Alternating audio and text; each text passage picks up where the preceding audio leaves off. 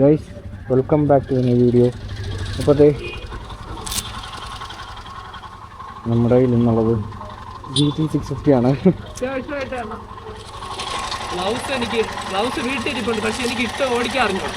ഇട്ട് ശീലിക്കണം. അത് ഡെയിലി വരുമ്പോഴേ ഇട്ടുകൊണ്ട് വരണം. ഡെയിലി വീട്ടിൽ നിന്ന് വരുമ്പോൾ ഗ്ലൗ ഇട്ട് വണ്ടി ഓടിക്കണം.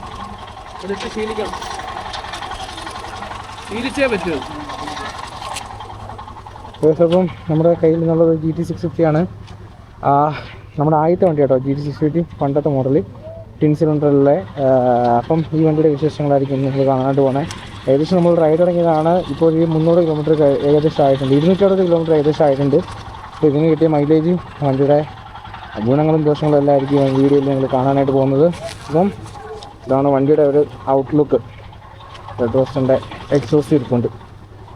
ബാക്കി നമുക്ക് വണ്ടി ഓടിച്ചുകൊണ്ട് സംസാരിക്കാം.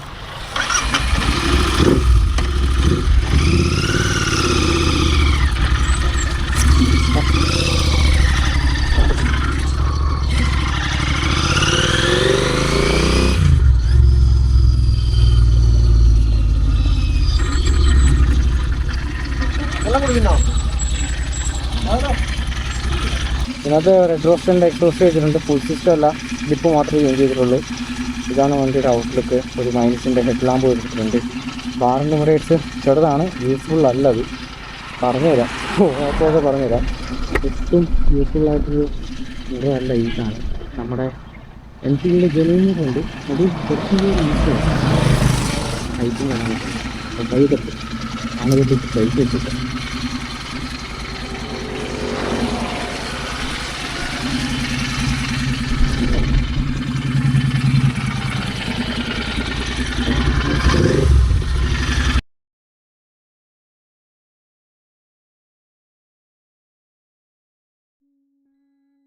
അങ്ങനെ മൈക്കിനൊരു പണി കിട്ടി. ഞങ്ങൾക്ക് മൈക്ക് ഓഫായി പോയി. GT660 നമ്മൾ കുറേ നാളുകൊണ്ട് ചെയ്യണം എന്ന് ആഗ്രഹിച്ച വണ്ടിയാണ് കേട്ടോ. അതുകൊണ്ട് തന്നെയല്ല എൻ്റെ ഒരു മൈൻഡ് സെറ്റിന് പറ്റിയ വണ്ടിയാണോ എന്ന് എനിക്ക് പലപ്പോഴും തോന്നിയിട്ടുണ്ട്.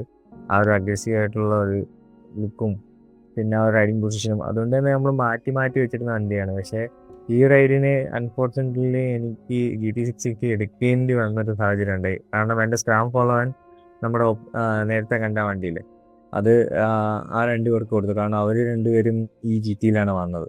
അപ്പോൾ അവർക്ക് മൂന്നാർ വരെ GT കുറച്ച് ബുദ്ധിമുട്ടായിട്ട് ഇരിക്കാൻ തോന്നിയതുകൊണ്ടാണ് ഞാൻ നാട്ടിൽ വെച്ച് അതുകൊണ്ട് ലഗേജ് എൻ്റെ വണ്ടിയിൽ നിന്ന് മാറ്റി ഇതിനകത്തോട്ട് സെറ്റ് ചെയ്ത് ഇങ്ങനെ GT-യിലോട്ട് കയറിയത്. എന്നാൽ പിന്നെ റൈഡ് ചെയ്ത് കഴിഞ്ഞിട്ട് റിവ്യൂ നോക്കാം എങ്ങനൊരു മൈൻഡിലായി. കാരണം GT ഓടിക്കാണ്ട് എനിക്ക് എൻ്റെ റിവ്യൂ പറയാനായിട്ട് പറ്റിയില്ല. പക്ഷേ എനിക്ക് ആ വണ്ടി ഇഷ്ടമാണ്. പക്ഷെ അത്രയും ദൂരം ഓടിക്കാനുള്ള മൈൻഡ് സെറ്റ് എനിക്ക് ഇല്ലെന്നായിരുന്നു. പക്ഷേ നേരെ ഓപ്പോസിറ്റ് ആയിരുന്നു കാര്യങ്ങൾ. മൂന്നാർ വരെ എത്തിക്കഴിഞ്ഞപ്പോഴത്തേന് ആദ്യം ഞാൻ തീരും അല്ലെങ്കിൽ ഒരു സമയമാകുമ്പോഴത്തേന് ഊപ്പാട് വരുന്നു. പക്ഷേ ഒരു 50 കിലോമീറ്റർ ആ ഒരു സ്ട്രെച്ച് കൊണ്ട് കഴിഞ്ഞ് കഴിഞ്ഞപ്പോഴത്തേന് പിന്നെ വണ്ടിയായിട്ട് അങ്ങ് കണക്റ്റഡായി. ആ റൈഡിങ് പൊസിഷനുമായിട്ട് കണക്ട് ആയി. ഞാൻ ഒട്ടും വിചാരിച്ചില്ല വണ്ടി കണക്റ്റ് ആവുമെന്നും അല്ലെങ്കിൽ ആ ഒരു നമുക്ക് അഗ്രസീവായിട്ടുള്ള റൈഡിങ് പൊസിഷനിൽ ടൂർ ചെയ്യാൻ പറ്റുമെന്നും. ഇതുവരെ നമ്മൾ ടൂർ ചെയ്തേക്കുന്നത് അഡ്വഞ്ചറിനകത്തും പിന്നെ സ്ക്രാംബ്ലേഴ്സിനകത്തും റോഡ് സ്റ്റേഴ്സിനകത്തൊക്കെയാണ്. പക്ഷേ ആദ്യമായിട്ടായിരുന്ന ഒരു അഗ്രസീവ് ലുക്കുള്ള അല്ലാന്നുണ്ടെങ്കിൽ ഒരു സ്പോർട്സ് ടൂറിനകത്തോ അല്ലാന്നുണ്ടെങ്കിൽ ഒരു കഫേ റേസറിനകത്തൊക്കെ ടൂർ ചെയ്യുന്നത് ആദ്യമായിട്ടായിരുന്നു. കാരണം എനിക്ക് ഒന്നാമത് ഈ എൻഗേജ്ഡായിട്ട് ഭയങ്കര അഗ്രസീവായിട്ടിരിക്കുന്നതും അവർ കുനിയിരുന്ന് ഓടിക്കുന്നതും ഒക്കെ കുറച്ച് ഡിഫിക്കൽട്ടാണ്. നമുക്ക് കുറച്ച് ഫ്രീ ആയിട്ടിരുന്ന് ടൂർ ചെയ്യണം, ആ ഒരു മൈൻഡ് സെറ്റ് ഉള്ളൊരു ആളാണ് ഞാൻ.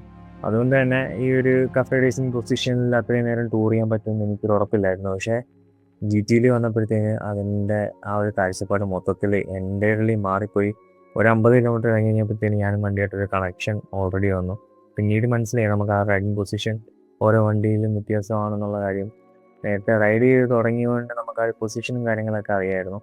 അതുകൊണ്ട് സുഖമായിട്ട് ആ ഒരു പൊസിഷനിലിരുന്ന് റൈഡ് ചെയ്ത് വരാനായിട്ട് പറ്റി. എന്തായാലും മൂന്നാറിലെ റോഡിൽ കൂടെ ഈ ഒരു GT660 കൊണ്ട് ഓടിച്ചപ്പോഴത്തേന് ടേർസ് എടുക്കാനാണെന്നുണ്ടെങ്കിലും അല്ലാന്നുണ്ടെങ്കിൽ അതിൻ്റെ ആ എക്സോസിനെ നോട്ട് വെക്കാനാണെങ്കിൽ ഒരു പ്രത്യേക സുഖമായിരുന്നു കേട്ടോ. പ്രത്യേകിച്ച് ടിൻ സിലിണ്ടറിൻ്റെ കാര്യം പറയാതിരിക്കാൻ വയ്യ.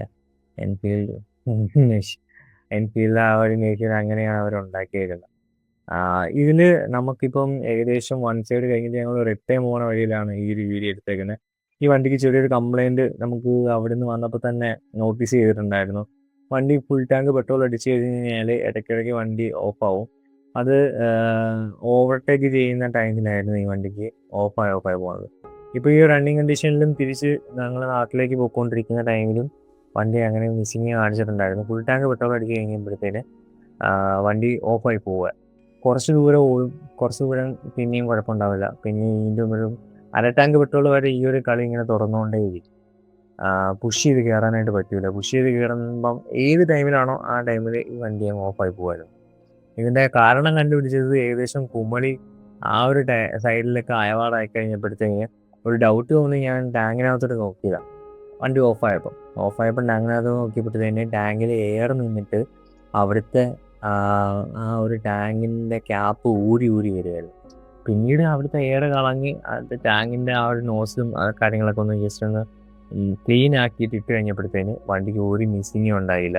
പക്ഷേ ഈ ഒരു പ്രോബ്ലം ചെറിയൊരു പ്രോബ്ലമാണ്. അത് നോട്ടീസ് ചെയ്യാതെ നമ്മൾ അത്രയും ദൂരം ഓടിച്ചു. പക്ഷേ ഷോറൂമിൽ കൊണ്ടുവന്ന് ചെക്കപ്പ് ചെയ്തിട്ട് പോലും നമുക്ക് ആ കാര്യങ്ങൾ കണ്ടുപിടിക്കാനായിട്ട് ഫസ്റ്റിലേ പറ്റിയില്ല. പോകുന്ന വഴിയിലാണ് നമുക്ക് ഈ ഒരു സാധനം കിട്ടിയത്. അപ്പം ആരെങ്കിലും GT650 ഒക്കെ ഉപയോഗിക്കുന്ന അല്ലെങ്കിൽ ടിൻസ് ഉപയോഗിക്കുന്നവരുണ്ടെന്നുണ്ടെങ്കിൽ ഇങ്ങനൊരു മിസ്സിംഗ് ആണ് നിങ്ങളുടെ പ്രോബ്ലം എന്നുണ്ടെങ്കിൽ ഈ ഒരു സാധനം ഒന്ന് ചെക്ക് ചെയ്ത് നോക്കാം. ടാങ്കിൻ്റെ അവിടുത്തെ ആ ഒരു എയർ ഹോൾസ് അറിഞ്ഞിരിക്കുക, അല്ലാന്നുണ്ടെങ്കിൽ എയർ അതിൻ്റെ അകത്തെ വാക്യൂം കറക്റ്റ് ആവാതിരിക്കുക വരുന്ന സമയങ്ങളിൽ ഇങ്ങനെ ഓഫായി വരാം. അല്ലാതെ വണ്ടിയുടെ ടെക്നിക്കലായിട്ടുള്ള ഇഷ്യൂസോ കാര്യങ്ങളൊന്നുമല്ല, ഇങ്ങനെ അതിൻ്റെ അകത്തെ വാക്യൂം നിൽക്കുന്നതിൻ്റെയാണ്. അപ്പം അതൊന്ന് ക്ലിയർ ചെയ്ത് വിടുക. അപ്പോഴത്തേക്കും നിങ്ങൾക്ക് ആ ഒരു പ്രോബ്ലം സോർട്ട് ഔട്ട് ചെയ്യാനായിട്ട് പറ്റും. പിന്നീട് ഞാൻ പറഞ്ഞല്ലോ ഇതിൻ്റെ ബാർ ആൻഡ് മിറേഴ്സ്, ഇത് ആഫ്റ്റർ മാർക്കറ്റ് ബാർ ആൻഡ് മിറേഴ്സാണ് ഈ വണ്ടിയിൽ ഇരിക്കുന്നത്. ഒരു ഉപയോഗത്തിന് കൊള്ളത്തില്ലെന്ന് വെച്ചാൽ ഈ ഒരു സാധനം വെച്ചിട്ട് ഓടിക്കാൻ ഭയങ്കര ബുദ്ധിമുട്ടായിരുന്നു. അതുകൊണ്ട് ഞാൻ റൈറ്റ് സൈഡിലെ മിറർ ഞാൻ കുറച്ചും കൂടെ താത്താ വെച്ചേക്കുന്നത്. കാരണം കൈ പിടിക്കാനായിട്ട് ഒരു സുഖമേ ഉണ്ടായില്ല. അപ്പം GT650 ഇല്ലാന്നുണ്ടെങ്കിൽ ഇങ്ങനെ ബാർ ആൻഡ് മിറേഴ്സ് യൂസ് ചെയ്ത് ഓടിക്കുന്ന ക്ലിപ്പ് ഓൺ ഹാൻഡിൽ ബാർസ് ഉള്ള വണ്ടികളിലൊക്കെ നിങ്ങൾ കുറച്ചും കൂടെ വലിയ ബാർ ആൻഡ് മിറേഴ്സ് യൂസ് ചെയ്യാം. നമ്മുടെ കൈ അറ്റത്ത് പിടിച്ചു കഴിഞ്ഞാലും തട്ടാത്ത രീതിയിലുള്ള ബാർ ആൻഡ് മിറേഴ്സ് നമുക്ക് മാർക്കറ്റ്സിൽ കിട്ടും. അപ്പം അങ്ങനെയുള്ള ബാർ ആൻഡ് മിറേഴ്സ്, നല്ല ക്വാളിറ്റി മിറേഴ്സ് യൂസ് ചെയ്യുക. കാരണം ഇങ്ങനെയുള്ള നമ്മൾ റൈഡ്സ് ചെയ്യുമ്പോഴാണ് കൂടുതലും മിറേഴ്സിൻ്റെ യൂസ് നമുക്ക് വരണത്. ഈ ഒരു ചെറിയ ബാർ ആൻഡ് മിറർ കൊണ്ട് ഈ മിററാണെങ്കിൽ കറങ്ങുകയും ചെയ്യാം. ഇങ്ങനെ കറങ്ങുകയും കൂടെ ചെയ്യുമ്പോഴത്തേനും നമുക്ക് ത്രോട്ടിൽ റെസ്പോണ്ട് ഭയങ്കരമായിട്ട് പിടിക്കുന്ന ടൈമിൽ ഈ മിറർ നമ്മൾ അതിനകത്ത് കയറി പിടിക്കാൻ നിൽക്കും. അതുകൊണ്ട് എപ്പോഴാണെന്ന് അറിയത്തില്ല, വണ്ടി ഒന്നാമതെ നമുക്ക് അഗ്രസീവായിട്ട് എടുക്കുന്ന വണ്ടികളാണ്, ത്രോട്ടിൽ ഭയങ്കരമായിട്ട് റെസ്പോൺസ് ഉള്ള വണ്ടികളാണ്. അപ്പോൾ ഹാർഡായിട്ട് ഫ്രണ്ട് ബ്രേക്ക് നമ്മൾ യൂസ് ചെയ്യുന്ന ടൈമിലാണെങ്കിൽ പോലും നമുക്ക് ഈ മിറേഴ്സ് കാരണം ആക്സിഡൻറ്റ്സ് വരാനായിട്ട് ഭയങ്കര ചാൻസസ് കൂടുതലാണ്. അതുകൊണ്ട് തന്നെ ഈ വണ്ടി കൊണ്ടുവന്ന് അവൻ്റെ കയ്യിൽ കൊടുക്കുന്ന ടൈമിൽ ഫസ്റ്റിലെ പറഞ്ഞത് ഈ മിറർ ഒരു ഐക്യത്തെ കളഞ്ഞേക്കാനാണ്. കാരണം നമുക്ക് ലുക്ക് പർപ്പസിന് മാത്രം ഒരു വണ്ടി ബിൽഡ് ചെയ്തിട്ട് കാര്യമില്ല, നമുക്കതിൻ്റെ യൂസ്ഫുള്ളും കൂടെ നോക്കണം. അതിൻ്റെ യൂസ്ഫുൾ അല്ലാത്ത സാധനങ്ങൾ നമുക്ക് കണ്ടുകൊണ്ടിരുന്നിട്ട് കാര്യമില്ല. ഒരു ആക്സിഡൻറ്റ് വിളിച്ചു വരുത്താനായിട്ട് ആ ഒരു കാരണം തന്നെ മതിയായിരിക്കും. ഈ ഒരു യാത്രയിൽ നമുക്ക് റെഡ് റോസറിൻ്റെ എക്സോസ്റ്റിൻ്റെ ഡിപ്പ് നമ്മൾ രണ്ട് സൈഡിലും വെച്ചിട്ടുണ്ട്. എന്നിട്ടും നമുക്ക് ഈ GT650 ഏകദേശം 25+ മൈലേജ് നമുക്ക് ലഭിച്ചിട്ടുണ്ട്. ഏകദേശം നമ്മൾ ടോട്ടൽ 2500 3000-നകത്ത് ആണ് നമ്മൾ ഈ ഒരു റൈഡിൻ്റെ പെട്രോൾ എക്സ്പെൻസ് ആയേക്കുന്നത് ഈ വണ്ടിയിൽ. അതിൽ നമ്മൾ മൂന്നാർ 2 ദിവസം അവിടുത്തെ ഫ്യൂൽ ഉൾപ്പെടെയാണ് പറഞ്ഞേക്കുന്നത്, നാട്ടിലോട്ടും എല്ലാം. അത്യാവശ്യം നോർമലി നമുക്ക് കിട്ടിക്കൊണ്ടിരിക്കുന്ന നല്ലൊരു ഫ്യൂൽ എക്കോണമി തന്നെ നമുക്ക് ഈ വണ്ടിയിൽ അന്ന് നമുക്ക് കിട്ടിയിട്ടുണ്ടായിരുന്നു, അതും വിത്ത് എക്സോസ്റ്റ്. ആ ഒരു സൗണ്ട് ഒരു രക്ഷയില്ല കേട്ടോ. ഇതിന് വോയിസ് ഓവർ ആയതുകൊണ്ട് നിങ്ങൾക്ക് മിക്കവാറും കുറച്ച് അരോചകമായിട്ട് തോന്നാം. പക്ഷേ ആ ഒരു സൗണ്ടിൽ ഈ റോഡിൽ കൂടെ ഞാൻ ഈ വണ്ടി ഭയങ്കര രസമാണ് ഓടിക്കാനായിട്ട്. നമ്മൾ ഇന്നത്തെ റൈഡിനകത്ത് 2 GT650 ആണുള്ളത്. ഒന്ന് നോർമൽ സ്റ്റോക്ക് കണ്ടീഷനിലുള്ള ഒരു മിസ്റ്റർ ക്ലീൻ ഉണ്ട്. അപ്പം അതിനെ കമ്പയർ ചെയ്ത് വെച്ച് നോക്കുമ്പം അത് ഇതിലും കുറച്ചും കൂടെ പുതിയ വണ്ടിയാണ്. OBD2 സെൻസേഴ്സും കാര്യങ്ങളൊക്കെ ഉള്ള വണ്ടിയാണ്. പക്ഷേ അതിന് ഇത്രയും മൈലേജ് ആ റൈഡിന് കിട്ടിയില്ല. പുള്ളിക്ക് ആകെ ടെൻഷൻ അടിച്ചാണ് പുള്ളി വീട്ടിലേക്ക് പോയത്, എനിക്ക് ഈ മൈലേജ് കിട്ടണമല്ലോ. പക്ഷേ എന്നിട്ടും നമുക്ക് ആ റൈഡിന് ആ മൈലേജ് കറക്റ്റ് കിട്ടി. വണ്ടിക്ക് വേറെ പ്രോബ്ലമോ കാര്യങ്ങളോ ഒന്നും ഇല്ലാതെ ആ റൈഡ് കംപ്ലീറ്റ് ചെയ്യാനായിട്ടും പറ്റി. അപ്പം GT650 നിങ്ങൾ ഡെയിലി റണ്ണിങ് ഉപയോഗിക്കാനായിട്ട് എടുക്കുന്നവരാണെന്നുണ്ടെങ്കിൽ നിങ്ങൾ ഈ ഒരു റൈഡിങ് പൊസിഷനിലോട് നിങ്ങൾ പാഷനേറ്റ് ആണ്, അല്ലാന്നുണ്ടെങ്കിൽ ഒരു കഫേ റേസറിൻ്റെ പൊസിഷനിലോട് നിങ്ങൾക്ക് പാഷനേറ്റ് ആണെന്നുണ്ടെങ്കിൽ നിങ്ങൾക്ക് ധൈര്യമായിട്ട് എടുക്കാനായിട്ട് പറ്റുന്ന വണ്ടിയാണ്. ഈ റൈഡ് കഴിഞ്ഞപ്പോഴാണ് എനിക്ക് ഒരു കാര്യം മനസ്സിലായത്. പക്ഷേ എൻ്റെ ഒരു മൈൻഡ് സെറ്റ് ഒരാൾ ഒരിക്കലും പോയി ഇത് എടുത്തുകൊണ്ടിരിക്കല്. കാരണം എപ്പോഴും നമുക്കൊരു എൻഗേജ്മെൻറ്റ് ഈ വണ്ടിയിലായിട്ട് തോന്നും.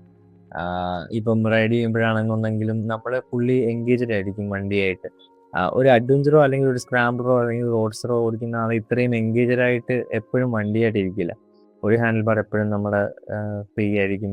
ഹാൻഡിലിൽ നിന്ന് നമ്മളെപ്പോഴും കുറച്ചും കൂടെ ഒരു ഫ്രീ മൈൻഡിലായിരിക്കും നമ്മൾ ഓടിക്കുന്നത്. പക്ഷേ ഇങ്ങനെ അഗ്രസീവായിട്ടുള്ള വണ്ടികൾ ഓടിക്കുമ്പം കുറച്ചും കൂടെ നമ്മൾ എൻഗേജ്ഡ് ആയിട്ട് ടാങ്കൊക്കെ ഹഗ് ചെയ്ത് ഒരു കണക്ഷൻ ബിൽഡ് ചെയ്ത് നമുക്ക് ഓടിക്കാനായിട്ട് പറ്റും വണ്ടിയായിട്ട്. അപ്പം അങ്ങനെ ഒരു മൈൻഡ് സെറ്റ് ഉള്ള ആളാണ് നിങ്ങൾ. നിങ്ങൾക്ക് ഷോർട്ട് റൈഡ്സ് ഉണ്ട്, അല്ലെങ്കിൽ ലോങ് റൈഡ്സ് ഉണ്ട്, കർവ് റോഡ്സ് ഉണ്ട്. നിങ്ങൾക്ക് ഇടയ്ക്കൊക്കെ ജിറ്റിയും കൊണ്ടൊന്ന് ട്രാക്ക് അടിക്കാനൊക്കെ പോകണം. ആ ഒരു മൈൻഡിലൊക്കെ ഉള്ളവർക്ക് നിങ്ങൾക്ക് ധൈര്യമായിട്ട് ചൂസ് ചെയ്യാൻ പറ്റും. പിന്നെ ഇതിൻ്റെ തന്നെ ടിൻസ് ആയിട്ടുള്ള ഇൻ്റർസെപ്റ്റർ 650 നിങ്ങൾക്ക് ടിൻ സിലിണ്ടറിൽ നിങ്ങൾക്ക് ചൂസ് ചെയ്യാനായിട്ട് പറ്റും. രണ്ടിലും മെയിനും കോസ്റ്റ് വരുമ്പോഴത്തേന് സെയിം എമൗണ്ട് തന്നെ വരുത്തുള്ളൂ. ഒരു 650 ടിൻ സിലിണ്ടർ കാറ്റഗറിയിൽ നിങ്ങൾക്ക് ചൂസ് ചെയ്യാൻ പറ്റുന്ന 2 വണ്ടികളായിരിക്കും സ്റ്റാർട്ടിങ്ങിൽ ഈ വണ്ടികൾ. അത് കഴിഞ്ഞും വേറെ എൻഫീൽഡിന് കുറേ ടിൻസും കാര്യങ്ങളൊക്കെ ഉണ്ട്. പല പല മോഡൽസ് ഉണ്ട്. അതൊന്നും ഈ വീഡിയോയിൽ നമ്മളിപ്പം ഡിസ്കസ് ചെയ്യുന്നില്ല. അപ്പം എനിവേ നിങ്ങളൊരു GT650 ഫാൻ ആണെന്നുണ്ടെന്നുണ്ടെങ്കിൽ, അല്ലാന്നുണ്ടെങ്കിൽ GT650 കൊണ്ട് നിങ്ങൾ ലോങ് റൈഡ്സ് പോയിട്ടുണ്ടെന്നുണ്ടെങ്കിൽ നിങ്ങളുടെ അഭിപ്രായങ്ങൾ ഈ വീഡിയോയുടെ താഴെ കമൻ്റായിട്ട് രേഖപ്പെടുത്തുക. GT650 നിങ്ങൾക്ക് ലോങ് റൈഡ്സിന് എങ്ങനെയായിരുന്നു എന്ന്. ഇതുവരെ ബാക്ക് പെയിനോ കാര്യങ്ങളോ അല്ലാന്നുണ്ടെങ്കിൽ കൈയുടെ പെയിനോ കാര്യങ്ങളോ ഒന്നും നമുക്ക് വൺ റൈഡ് ചെയ്തിട്ട് ഉണ്ടായിട്ടില്ല. പ്രത്യേകിച്ച് എനിക്ക് എടുക്കുന്ന ടൈമിൽ ഈ ഒരു ഡൗട്ട് ഉണ്ടായിരുന്നു. ഇതേമാതിരി GT കൊണ്ട് പോകുമ്പോഴത്തേന് മിക്കവാറും കൈയുടെ കാര്യത്തിൽ തീരുമാനമാവുന്നു. പക്ഷേ അങ്ങനെ ഒരു കാര്യങ്ങളോ ഒന്നും നമുക്ക് ഈ വണ്ടിയുടെ ഭാഗത്ത് നിന്ന് ഓടിക്കുന്ന സമയത്ത് ഫീൽ ചെയ്തിട്ടില്ല. വണ്ടി പക്ക സ്മൂത്ത് ആയിരുന്നു ഓടിക്കാനും, അല്ലെങ്കിൽ ആ ഒരു റൈഡിങ് പൊസിഷനും. എനിക്കാണെങ്കിൽ ഇങ്ങനെ തിരിച്ചു വന്നിട്ട് വണ്ടി കൊടുക്കാൻ പോലും തോന്നിയിട്ടുണ്ടായിരുന്നു. ഞാൻ എന്നിട്ട് പിറ്റേ ദിവസം വണ്ടി സെറ്റായിട്ട് അവൻ്റെ കയ്യിൽ കൊടുത്തു. എന്നിട്ട് പറഞ്ഞു, ഓ എടാ ഞാൻ ഇത്രയും വിചാരിച്ചില്ല വണ്ടിക്ക്, പക്ഷേ ആ ഒരു പൊസിഷനിലും കാര്യങ്ങളും എല്ലാം സെറ്റായിരുന്നു എന്ന് തന്നെ പറഞ്ഞു. അപ്പം നിങ്ങൾ ആ ഒരു റൈഡിങ് പൊസിഷൻ നിങ്ങൾക്ക് ഇഷ്ടമാണെന്നുണ്ടെന്നുണ്ടെങ്കിൽ നിങ്ങൾക്ക് വണ്ടി നോക്കാം. GT650 ടെസ്റ്റ് റൈഡ്സിന് ഭയങ്കര കുറവാണ് കിട്ടാനായിട്ട് ഷോറൂമുകളിൽ.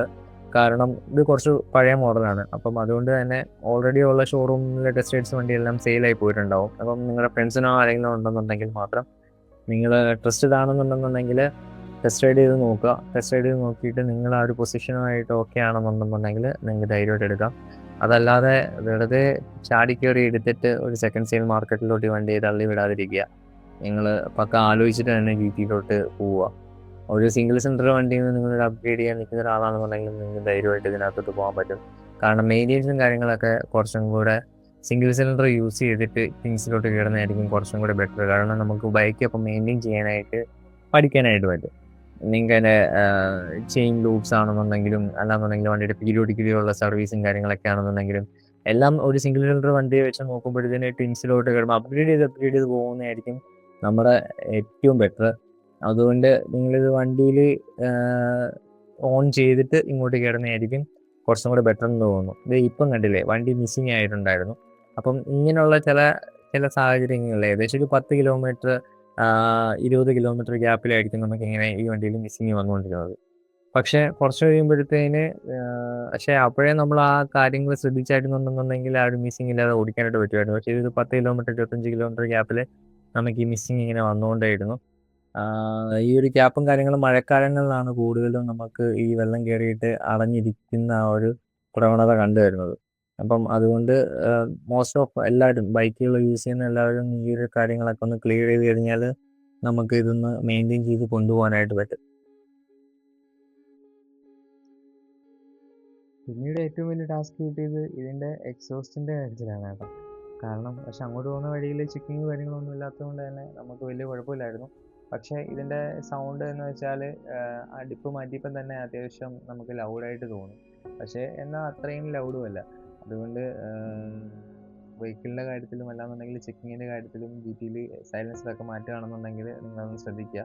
പിന്നെ ഇതിൻ്റെ BHP-യിലോ കാര്യങ്ങളിലോ ഒന്നും മാറ്റമൊന്നും വരുത്തിയിട്ടില്ല. ഫുൾ സിസ്റ്റം എക്സോസ്റ്റ്, പിന്നെ EDM, സ്പാർക്ക് ഫ്ലെക്സ്, അങ്ങനെ നിങ്ങൾ ECUവിനകത്തോട്ടൊക്കെ പോവുകയാണെന്നുണ്ടെന്നുണ്ടെങ്കിൽ നിങ്ങൾക്ക് ഇതിനകത്ത് ഇനിയും ECU ട്യൂൺ ചെയ്ത് മാറ്റാനായിട്ട് പറ്റും. അപ്പം അങ്ങനെ നിങ്ങൾക്ക് വണ്ടികൾ ഇത് കൊണ്ട് നടക്കാനായിട്ട് പറ്റും GT650s ഒക്കെ. അപ്പം കൂടുതലും ഓൺ ചെയ്യുന്ന ആൾക്കാർ അങ്ങനെയാണ് ചെയ്യാറ്. അപ്പം നിങ്ങൾ ഒരു സെറ്റിൽമെൻറ്റ് അല്ലാന്നുണ്ടെങ്കിൽ ഒരു സെറ്റിൽ ആവണം, വണ്ടി പണിയണം, അല്ലെങ്കിൽ വണ്ടിക്ക് ഇത് ഇനിയും പൊട്ടൻഷ്യൽ ഉണ്ട്, നമുക്കത് വർക്ക് ചെയ്തെടുക്കണം എന്ന് ആഗ്രഹമുള്ളവർക്കും ഈ വണ്ടികളിലോട്ടൊക്കെ നോക്കാവുന്നതാണ്. നമുക്ക് അഫോർഡബിൾ ആയിട്ട് വാങ്ങാൻ പറ്റുന്ന ഇന്ത്യൻ മാർക്കറ്റിലെ 650 CC വണ്ടികളാണ് റോയൽ എൻഫീൽഡിൻ്റെ വണ്ടികൾ. മെയിൻ്റെനൻസും അത്രയ്ക്കേ വരുള്ളൂ നമുക്ക് 650 CCs വേറെ വെച്ച് നോക്കുമ്പോഴത്തേക്ക്. അപ്പം ധൈര്യമായിട്ട് നിങ്ങൾക്ക് പോയി എടുക്കാനായിട്ട് വരും. പാർട്സ് അവൈലബിലിറ്റിയും എന്തായാലും ഷോറൂമുകളിൽ ഉണ്ടാവും. ഷോറൂം സർവീസിൻ്റെ കാര്യങ്ങളെ പറ്റി ചോദിക്കുകയാണെന്നുണ്ടെങ്കിൽ അതിൻ്റെ കാര്യത്തിൽ മാത്രമേ ഉള്ളൂ ഡിഫിക്കൽട്ടി വരുന്നത്. ഓരോ സ്ഥലത്തും ഓരോരോ രീതിയിലുള്ള എക്സ്പീരിയൻസ് ആയിരിക്കും നിങ്ങൾക്ക് കിട്ടുന്നത്. അപ്പം നല്ലൊരു മെക്കാനിക്കിനെ എപ്പോഴും നിങ്ങൾ കണ്ട് കയ്യിൽ വെക്കുക, നിങ്ങൾ കീപ്പ് ചെയ്ത് തന്നെ വെക്കുക. ആ ഒരു ബന്ധം ഉണ്ടെന്നുണ്ടെങ്കിൽ നമുക്ക് എല്ലാ മോട്ടോർ സൈക്കിൾസിൻ്റെയും കാര്യത്തിൽ അങ്ങനെയൊക്കെ തന്നെയാണ്. നല്ലൊരു മെക്കാനിക്കുമായിട്ടൊരു കോൺടാക്ട് ഉണ്ടെന്നുണ്ടെങ്കിൽ നമുക്ക് ഈ കാര്യങ്ങളൊക്കെ സോർട്ട് ഔട്ട് ചെയ്ത് പോകാനായിട്ട് പറ്റും. എനിവേ GT650യുടെ വിശേഷങ്ങൾ ഇതൊക്കെയാണ്. ആദ്യമായിട്ട് നമ്മൾ GT650 ഇത്രയും ലോങ് റൈഡ് ചെയ്യുന്നത്. ഷോർട്ട് റൈഡ്സിൽ നമുക്ക് കുറേ വട്ടം കിട്ടിയിട്ടുണ്ടെങ്കിലും ഒരു മോർ ദാൻ 50 കിലോമീറ്റർ നമ്മൾ ഇപ്പോഴാണ് വണ്ടി ഒന്ന് സമാധാനമായിട്ട് റൈഡ് ചെയ്യുന്നത്. ഏകദേശം 300 കിലോമീറ്ററിൽ നമുക്ക് കിട്ടിയ എക്സ്പീരിയൻസ് ഇതാണ്. വണ്ടി വെർത്താണ്. നമുക്ക് ആ ഒരു റൈഡിങ് പൊസിഷൻ്റെ കാര്യത്തിൽ ഞാൻ മാറ്റി വെച്ചിട്ട് എനിക്ക് നഷ്ടപ്പെട്ടു പോയൊരു വണ്ടിയാണത് റൈഡ് ചെയ്യാനായിട്ട് പല ഓപ്ഷൻസിലും. പക്ഷേ ഇനിയൊരു റൈഡിൽ GT650 കിട്ടുകയാണെന്നുണ്ടെങ്കിൽ ഡെഫിനറ്റ്ലി അതെന്തായാലും നമ്മൾ കൊണ്ടുപോയിരിക്കും. കാരണം ആ ഒരു പൊസിഷൻ നമുക്ക് ഭയങ്കരമായിട്ട് ഇഷ്ടപ്പെട്ടു പോയി. പക്ഷേ ഒരു അഡ്വഞ്ചർ കൊണ്ടു നടക്കുന്ന ആ ഒരു സുഖത്തോടെ നമുക്ക് കൊണ്ടു നടക്കാൻ പറ്റില്ല. അത് വേറൊരു മൈൻഡാണ്, ഇത് വേറൊരു മൈൻഡാണ്. സോ വണ്ടി എടുക്കാൻ പോകുന്ന ആരെങ്കിലും ഉണ്ടെന്നുണ്ടെങ്കിൽ നിങ്ങളുടെ അഭിപ്രായങ്ങളും എല്ലാം കമൻ്റായിട്ട് ഇടുക. നിങ്ങൾക്ക് എന്തെങ്കിലും ഡൗട്ട്സ് ഉണ്ടെന്നുണ്ടെങ്കിൽ കമൻ്റായിട്ട് ഇടുക. അപ്പം അടുത്തൊരു വീഡിയോയിൽ അടുത്തൊരു വണ്ടിയുമായിട്ട് അടുത്തൊരു ഡെസ്റ്റിനേഷനിൽ വെച്ചിട്ട് കാണുന്നതുവരേക്കും it's me your wrestler 25 signing out from this video. Love you guys. ഇതാണ് നമ്മുടെ കള്ളിപ്പാറയിലോട്ട് കയറിപ്പോകുന്ന വഴി കേട്ടോ. അപ്പോൾ കള്ളിപ്പാറയുടെ വീഡിയോ കാണാത്തവരുണ്ടെന്നുണ്ടെങ്കിൽ ജസ്റ്റ് ഒന്ന് കണ്ടു നോക്കുക. ഇത് ഇവിടുന്ന് ലെഫ്റ്റ് കിടക്കുന്ന വീഡിയോ ആണ്. കള്ളിപ്പാറ ഓഫ് റോഡ് പോകുന്ന തമിഴ്നാട്ടിൽ നിന്നുള്ള ടീമുകളാണ് കേട്ടോ വന്നിരിക്കുന്നത്. അപ്പം നമ്മളിവിടെ വെച്ച് ഈ വീഡിയോ വൈൻഡപ്പ് ചെയ്യാണ്. Bye bye from this video guys. അടുത്തൊരു വീഡിയോയിൽ കാണുന്നതിലേക്കും ബൈ.